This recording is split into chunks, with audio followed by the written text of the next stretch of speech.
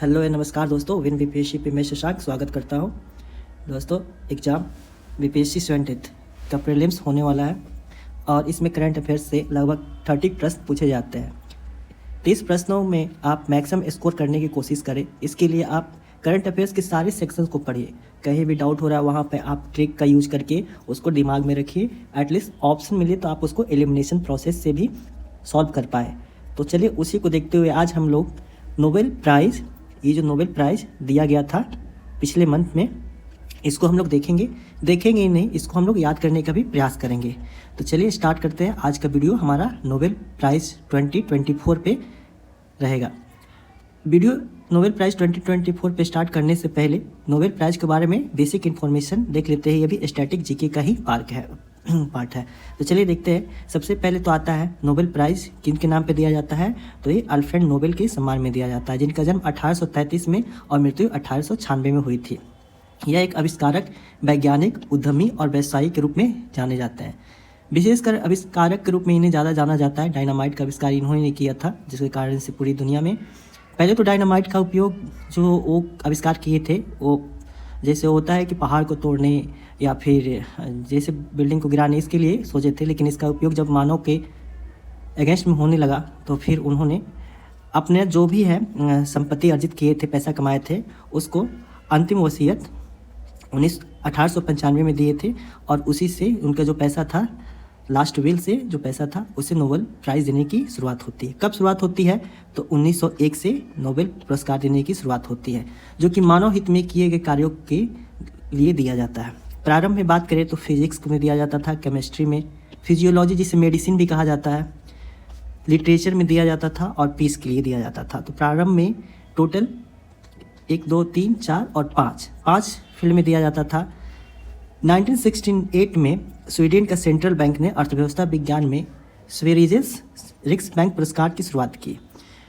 इसे भी अर्थशास्त्र का नोबेल प्राइज़ कहा जाने लगा बाद में। 1969 में आर्थिक विज्ञान में प्रथम पुरस्कार दिया जाता है, जिसे अर्थशास्त्र में नोबेल कहा गया। अब बात करें शांति का पुरस्कार जो होता है, शांति का जो नोबेल पुरस्कार होता है वो ओस्लो से दिया जाता है। अन्य सभी जो 5 पुरस्कार हैं वो कहाँ से दिया जाएगा? स्टॉकहोम, स्वीडन से दिया जाएगा। तो ये था कुछ बेसिक इन्फॉर्मेशन नोबेल प्राइज़ से रिलेटेड। तो इसे भी आप लोग ध्यान रखें, कभी भी प्रश्न पूछा जा सकता है, किसी भी एग्जाम में पूछा जा सकता है। चलिए अब आते हैं हम अपने मेन टॉपिक पे, जो कि है 2024 का प्राइज़। 2024 में नोबेल प्राइज़ किस सेक्टर में किस व्यक्ति को दिया गया है और उसे याद करने का भी प्रयास करेंगे। सबसे पहले आते हैं फिजिक्स में किसे दिया गया है? तो दो व्यक्ति को दिया गया है, जॉन हॉपफील्ड और जेफरी हिंटन को। किस काम के लिए दिया गया है? तो मशीन लर्निंग के साथ एआई को सक्षम बनाने की कार्य उन्होंने किया था, उसी पे दिया गया था। नाम याद रखेंगे, जॉन हॉपफील्ड और जेफरी हिंटन। फिजिक्स के क्षेत्र में एआई को सक्षम बनाने के लिए दिया गया था। चलिए अब इसका ट्रिक भी देख लेते हैं। ट्रिक मैंने जो बनाया है उसके देख लेंगे।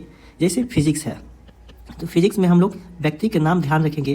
तो यहाँ पे हिंदी में बात करें तो जॉन हॉपफील्ड और जेफरी हिंटन, यानी ज। इंग्लिश में जाइएगा तो अलग हो जाएगा, इंग्लिश में JHGH हो जा रहा है। तो हिंदी में या इंग्लिश में ज। ऐसे करके आप बस दिमाग में एक बार रख सकते हैं कि दो व्यक्ति जो है दोनों का नाम ज से ही स्टार्ट हो रहा है, जो कि फिजिक्स में नोबेल प्राइज़ दिया गया है। नाम फिर से एक बार देख लेते हैं, जॉन हॉपफील्ड और जेफरी हिंटन। चलिए अब आगे बढ़ते हैं, आते हैं केमिस्ट्री में किनको दिया गया है। तो केमिस्ट्री में देखते हैं, केमिस्ट्री में 3 व्यक्तियों को दिया गया है। किनको दिया गया है? डेविड बेकर, डेमिस हस्बिस और जॉन जम्पर। किसके लिए दिया गया है? तो डेविड बेकर जो थे कंप्यूटेशनल प्रोटीन की संरचना दिए थे, और डेमिस हस्बिस, जॉन जम्पर प्रोटीन संरचना की पूर्व संसूचना दिए थे। यानी प्रोटीन संरचना बनने से पहले सूचना, उसके बारे में क्या होती है उसके बारे में उन्होंने अपना थ्योरी दिया था। तो 3 व्यक्तियों को मिला है केमिस्ट्री में, डेविड बेकर, डेमिस हस्बिस और जॉन जम्पर। इसको याद करने का थोड़ा सा कठिन हो ही रहा था, लेकिन चलिए हम लोग एक ट्रिक याद करते हैं। आप लोग ने एक पुरानी फिल्म है, बहुत फेमस है, सब लोगों ने लगभग देखी होगी। फिल्म का नाम है दिलवाले दुल्हनिया ले जाएंगे, यानी DDLJ। इसमें क्या होता है? तो राज और सिमरन के बीच में जो केमिस्ट्री दिखाई गई है, केमिस्ट्री उन दोनों के बीच में है, उसको दिखाया गया फिल्म में। तो उसी को आप लोग को ध्यान में रखना है और केमिस्ट्री का याद रखना है। कैसे याद रखना है? तो इसमें डी डी जे को याद रखना है, एल को हटा देना है। एल को क्या करना है दोस्तों, एल को हटा देना है। डी से क्या हो जाएगा हमारा, डेविड बेकर, डी से डेमिस हस्बिस और जे से जॉन जम्पर। और हमारा जो राज और सिमरन जो है इनके बीच की केमिस्ट्री है, तो ये केमिस्ट्री को डिनोट करता है। तो इस प्रकार से हम एक बार और इसको रिवीजन कर लेते हैं। डी डी जे यानी डेविड बेकर, डेमिस हस्बिस और John jumper. D D L J ये केमिस्ट्री में दिया गया है। तो होप कि आपको याद हो गया होगा। अगर नहीं याद हुआ होगा तो एटलीस्ट आपको ऑप्शन मिलेगा, तो आप इसको एलिमिनेट कर सकते हैं। अब आते हैं हमारे अगला प्राइज के ऊपर। नेक्स्ट है फिजियोलॉजी यानी मेडिसिन किस क्षेत्र में दिया गया है जो पुरस्कार, उसे देखते हैं। तो मेडिसिन में किसे दिया गया है, ध्यान देते हैं, विक्टर एम्ब्रोस और गैरी रोकुन को। विक्टर एम्ब्रोस और गैरी रोकुन को दिया गया है माइक्रो आरएनए की खोज और उसके बारे में जानकारी दिए थे लोग। क्या चीज़ की खोज किया था इन्होंने, तो माइक्रो आरएनए की खोज और उसके बारे में जानकारी दिए हैं लोग। मेडिसिन नाम एक बार और देख लेते हैं, क्या है, विक्टर एम्ब्रोस और गैरी रोकुन। अब चलिए इसको याद करने का हम लोग ट्रिक देख लेते हैं। ट्रिक क्या होगा, कोई लड़का जो मेडिकल की तैयारी करता है, मेडिकल की एग्ज़ाम जो होती है नीट, मान लीजिए कोई लड़का नीट की तैयारी करता है, कोई बच्चा नीट की तैयारी करता है और उसको आपको मोटिवेट करना है कि आपको जो है ना नीट में सिलेक्शन ले ही लेना है। तो उसे आप क्या कहते हैं, जब तक विक्ट्री नहीं तब तक रुकना नहीं। मोटिवेट करने के लिए आप एक लाइन बोलते हैं। नीट के लिए मैंने इसलिए बोला कि यह मेडिसिन या फिजियोलॉजी को मतलब उससे जोड़ता है। विक्ट्री यानी विक्टर एम्ब्रोस और रुकना क्या, रोकुन। तो ये हो जाएगा आपका फिजियोलॉजी यानी मेडिसिन के सेक्टर में। नाम क्या होगा, विक्टर एम्ब्रोस और गैरी रोकुन। होप कि आपको ये भी याद हो गया होगा। अगर नहीं याद हुआ होगा तो आप एक दो बार इसका नाम अच्छे से देख ले, और ये जो लाइन है विक्ट्री तब तक रुकना नहीं, इस लाइन को दो बार पढ़ के दोनों से ज़बरदस्ती जोड़ने का भी प्रयास करें तो आपके माइंड में एटलीस्ट चला जाएगा, तो आप गलत नहीं करेंगे। नेक्स्ट है लिटरेचर का, इसमें कोई ट्रिक लगाने की आवश्यकता नहीं है दोस्तों। ये लिटरेचर का जो पुरस्कार है एक ही व्यक्ति को दिया गया है। इनका नाम क्या है, हांगकांग।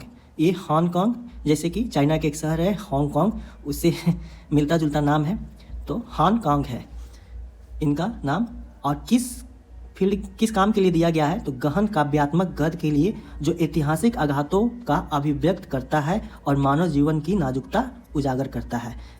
प्रश्न में अगर पूछेगा लिटरेचर से तो आपको पूछेगा किस काम के लिए दिया गया है, तो आपको काम याद रखना है, गहन काव्यात्मक गद्य जो ऐतिहासिक आघातों का अभिव्यक्त करता है और मानव जीवन की नाजुकता उजागर करता है। इसमें कोई ट्रिक लगाने की आवश्यकता नहीं है, ये तो आप लोग को याद हो ही गया होगा। चलिए अब आगे बढ़ते हैं, पीस के फील्ड में देख लेते हैं शांति में किससे दिया गया है और उन्होंने क्या काम किया था। तो शांति में दिया गया है, पीस में दिया गया है निहोन हिडानोक्यो को दिया गया है शांति के क्षेत्र में। किस काम के लिए दिया गया है, तो यह परमाणु मुक्त हथियारों से मुक्त दुनिया हासिल करने के लिए और यह प्रदर्शित करना कि परमाणु हथियार का प्रयोग दोबारा कभी नहीं होना चाहिए। यह जापान की एक संस्था है, उसको ये दिया गया है निहोन हिडानोक्यो। चलिए तो इसको हम लोग ट्रिक देख लेते हैं याद करने के लिए। जैसे कि भारत में कहा जाता है ना कि सबसे ज़्यादा जो आदमी की मतलब कि झड़प होती है, अशांति कहाँ रहती है, तो वो रोड पे रहती है। रोड भी कौन सा, तो राष्ट्रीय राजमार्ग यानी नेशनल हाईवे, NH पे आप लोग को शांति होनी चाहिए, पीस होनी चाहिए। तो NH मतलब क्या हो गया, N से निहोन, H से हिडानोक्यो। तो NH पे शांति होना ज़रूरी है भारत में, ठीक है। तो NH, N से निहोन, H से हिडानोक्यो, और शांति तो है ही, तो शांति के क्षेत्र में हो गया। तो इसे आप लोग याद रख सकते हैं इस प्रकार से, NH निहोन हिडानोक्यो। अब आते हैं इकोनॉमिक्स में। तो इकोनॉमिक्स में भी दिया गया है 3 व्यक्तियों को। किसको दिया गया है, डोरान एसमोगलू, साइमन जॉनसन और जेम्स रॉबिन्सन। संस्थाएं कैसी बनती है इस पर उन्होंने थ्योरी दिया था। तो चलिए इसको भी हम ट्रिक से याद कर लेते हैं। इकोनॉमिक्स में जो 3 व्यक्ति दिया गया है, डोरान एसमोगलू, साइमन जॉनसन और जेम्स रॉबिन्सन। ट्रिक इसका थोड़ा सा अलग है, जो लोग क्रिकेट खेलते हैं उनसे वो लोग ज़्यादा समझ पाएंगे।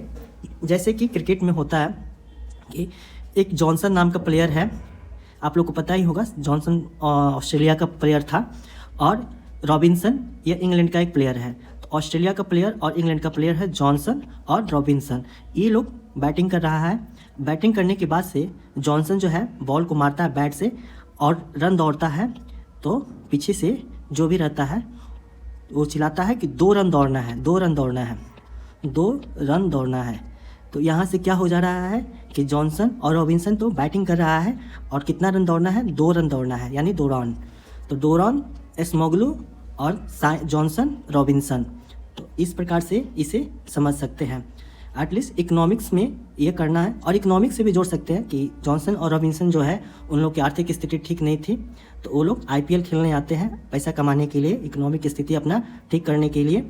और दोनों जब रन दौड़ते हैं बैट से मार के, जॉनसन रन दौड़ता है रॉबिन्सन के साथ, तो 2 रन उन लोग को दौड़ना होता है। तो 2 रन जॉनसन रॉबिन्सन, इसे आप लोग जोड़ सकते हैं। तो चलिए, जो 6 सेक्टर में नोबेल प्राइज़ दिया गया था इसे हम लोग देख चुके हैं। एक बार और हम लोग रिवीजन कर लेते हैं। सबसे पहले तो फिजिक्स में मिला था जॉन हॉफील्ड जेफरी हिंटन को। नेक्स्ट मिला था केमिस्ट्री में, जिसमें हम लोगों ने DDLJ के नाम पे ट्रिक बनाया था, डेविड बेकर, डेमिस हस्बिस और जॉन जंपर। फिर आगे आते हैं हम लोग फिजियोलॉजी में मिला था, जिसमें नीट की तैयारी कर रहा बच्चा को मोटिवेट करना था, विक्ट्री तब तक रुकना नहीं। विक्ट्री से विक्टर एम्ब्रोस और रुकने से गैरी रोकुन। लिटरेचर में किसी प्रकार का ट्रिक नहीं लगाया था, हांगकांग थी। चलिए अगला है पीस। पीस में क्या था, NH पे पीस होना चाहिए। NH नेशनल हाईवे जो है वहाँ पे पीस होना ज़रूरी है, निहोन हिडानक्यो। फिर आता है सबसे आखिरी इकोनॉमिक्स जो कि सबसे बाद में दिया जाना शुरू हुआ 1969 से। उसमें क्या था, इकोनॉमिक स्थिति ठीक करने के लिए जॉनसन और रॉबिन्सन IPL में आते हैं खेलने के लिए, और दोनों जब बैट से मार के रन दौड़ते हैं तो उन लोगों को जीतने के लिए 2 रन जरूरी है। तो 2 रन साइमन जॉनसन और जेम्स रॉबिन्सन। तो इस प्रकार से ये हमारा एक बार याद अगर नहीं होता है तो कम से कम दिमाग में तो आ गया होगा एटलीस्ट। तो वीडियो कैसा लगा ज़रूर बताएं।